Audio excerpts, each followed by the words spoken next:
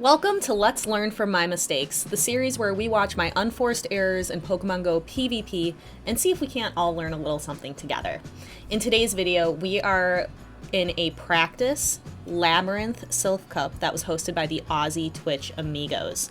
I'm up against Bukk. Let's take a quick little look at our teams. Bukk is running Abomasnow, Galvantula, Politoed, Talonflame, Diggersby, and Toxicroak.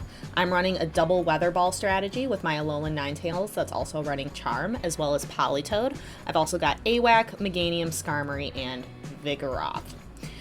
Up until this point, I've really just been sticking to that double Weather Ball strategy in my line of 3. However, this time I pivot. I'm a little nervous about that Diggersby, the inferior rabbit Pokemon. And I decided to bring in Meganium to help me counter that. However, what I didn't factor into my calculations was Talonflame, because what kind of Spice Master brings Talonflame to a Silph Tournament? You can see here in the lead, I've got Meganium into Galvantula, which is not great. I do have that Earthquake Nuke move, but Galvantula gets to those lunges really quickly. So I bring in my Charmer, and here is where everything goes south very quickly. I had no idea what moves Talonflame has. I didn't even know it had a Fire-type charge move. So down goes my A Ninetales. I bring in Skarmory. I think, sure, it can survive a move. No, it can't. And at this point, we've kind of just admitted defeat. Earthquake gets shielded, and I can barely get to one more Frenzy Plant, which is also going to get shielded.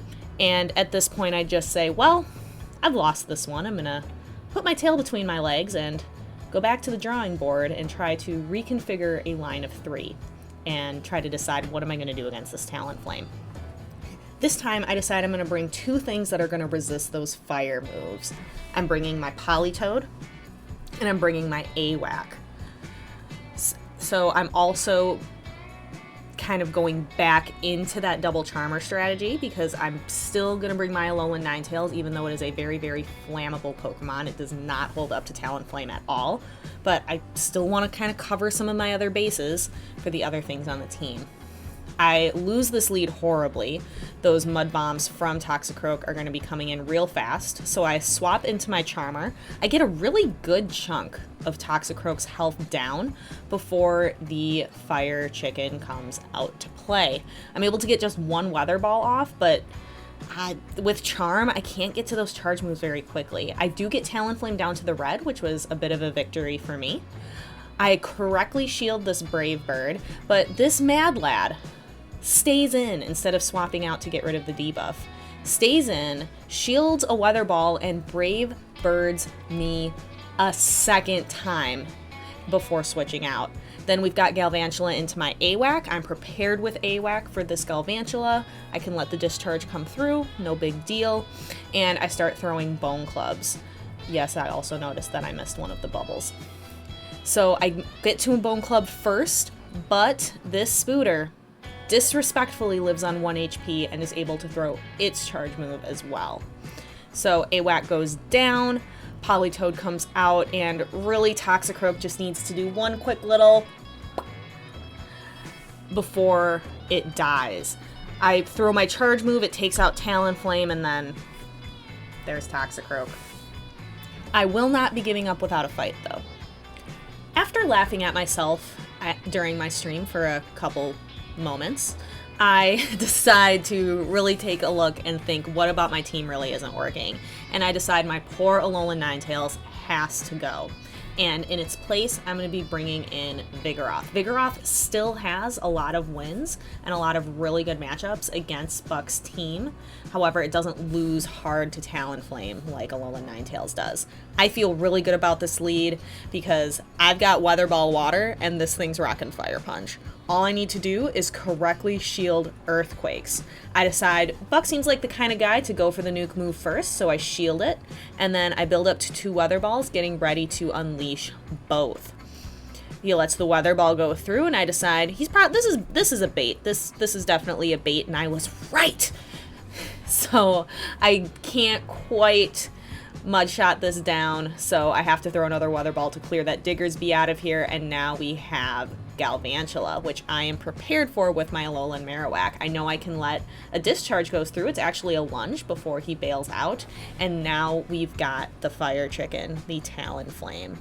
I decide to be just going straight Shadow Bone here and look for that debuff. Flame Charge not really doing much, but it does boost this Talonflame's attack, so I know I have to get it out of here before it can wreak havoc on the rest of my team. I decide, though, I'm going to let Marowak go, let this live on a little bit, and bam, the Anger Monkey takes it out. Now, all I have to worry about is this Galvantula.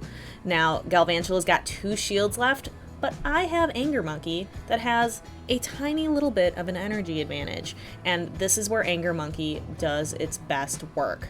So even with the attack debuff, I go shielded, he decides to shield it anyway, and then all Politoed's got to do is one Weather Ball, and Spooter goes down. Now it's time to decide, what have we learned from my mistakes? My main takeaway tonight is about team composition. In that first line of 3 of Meganium Skarmory and Alolan Ninetales, every single one of those Pokemon was flammable. Just a piece of dry tinder waiting for a spark.